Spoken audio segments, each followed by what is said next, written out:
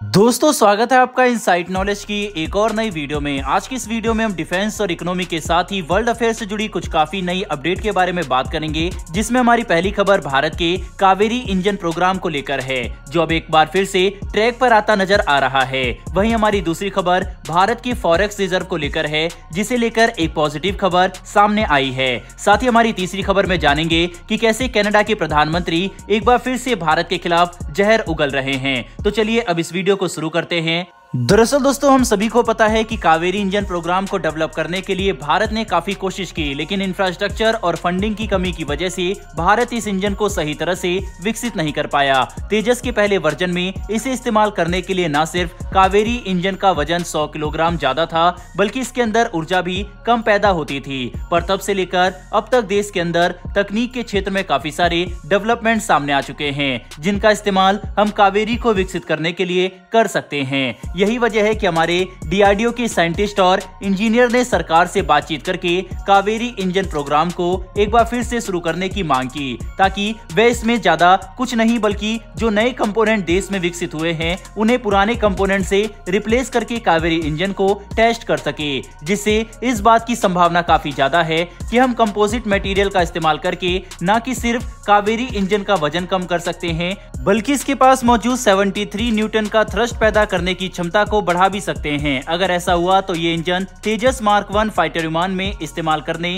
योग्य बन सकता है। लेकिन चुनौती ये है कि फिलहाल भारत अमेरिका से जनरल इलेक्ट्रिक के F404 और F414 इंजन के लिए डील साइन कर चुका है, जो भारत को अगले कुछ महीनों में डिलीवर होने शुरू भी हो जाएंगे। ऐसे में अगर हम कावेरी इंजन को इस वक्त फंडिंग और इंफ्रास्ट्रक्चर के साथ विकसित कर भी लेते हैं, तो भी हम जब तक अतिरिक्त तेजस के ऑर्डर नहीं करते तब तक इन्हें लगाने के लिए हमें कोई प्लेटफॉर्म नहीं मिलेगा। लेकिन भले ही कावेरी का एप्लीकेशन अभी 10 से 15 साल दूर हो, पर अगर हम इसे विकसित करते हैं और कावेरी को सही तरह से टेस्ट करने के लिए इंफ्रास्ट्रक्चर विकसित करते हैं, तो इसका इस्तेमाल हम भविष्य में एक बिल्कुल नए इंजन को विकसित करने के लिए कर सकते हैं। इसके अलावा डीआरडीओ के साइंटिस्ट और इंजीनियर कावेरी को विकसित करने के लिए जो ग्राउंड वर्क शुरू कर चुके हैं, और इसके तहत कावेरी में जो नए कंपोनेंट लगाए जाएंगे उसके इस्तेमाल से हम काफी नया एक्सपीरियंस भी हासिल करने वाले हैं, जो भविष्य में हमें पूरी तरह से इंजन के क्षेत्र में आत्मनिर्भर बनाने के काम आएगा। ऐसे में फिलहाल तो यही कहा जा सकता है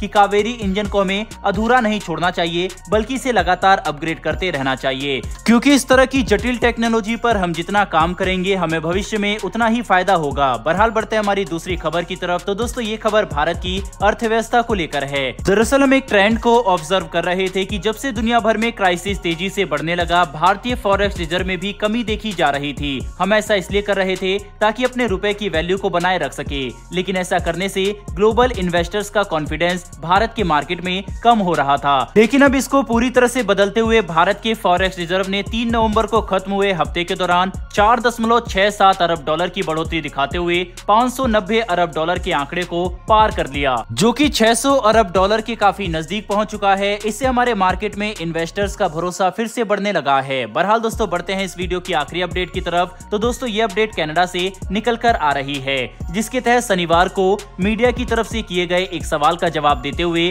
कनाडा के प्रधानमंत्री जस्टिन ट्रूडो ने एक बार फिर से भारत के खिलाफ जहर उगला और कहा कि जब भारत ने 40 कैनेडियन डिप्लोमेट को डिप्लोमेटिक इम्यूनिटी खत्म करते हुए उन्हें देश से बाहर निकालने को कहा, तो इससे कनाडा काफी ज्यादा आहत हुआ। उन्होंने कहा कि भारत ने वियना कन्वेंशन का उल्लंघन किया और उनके इस कदम से दोनों देशों के संबंध काफी कमजोर हो गए। इसके अलावा कनाडा के प्रधानमंत्री ने आगे बात करते हुए कहा है कि वह खालिस्तानी आतंकवादी हरदीप सिंह निज्जर की कनाडा की धरती पर हुई हत्या को काफी गंभीर विषय मानते हैं। वहीं पर इसकी जड़ तक पहुंचने के लिए भारत समेत अपने सभी ग्लोबल पार्टनर के साथ मिलकर काम करना चाहते हैं। उन्होंने कहा कि वह चाहते हैं कि भारत के साथ उनकी पार्टनरशिप कंस्ट्रक्टिव वे में आगे बढ़े, जिसके लिए वह आगे काम करने पर इंटरेस्टेड हैं। लेकिन भारत की तरफ से उनके डिप्लोमेट को बाहर निकाले जाने वाले डिसीजन पर कनाडा काफी डिसअपॉइंटेड है।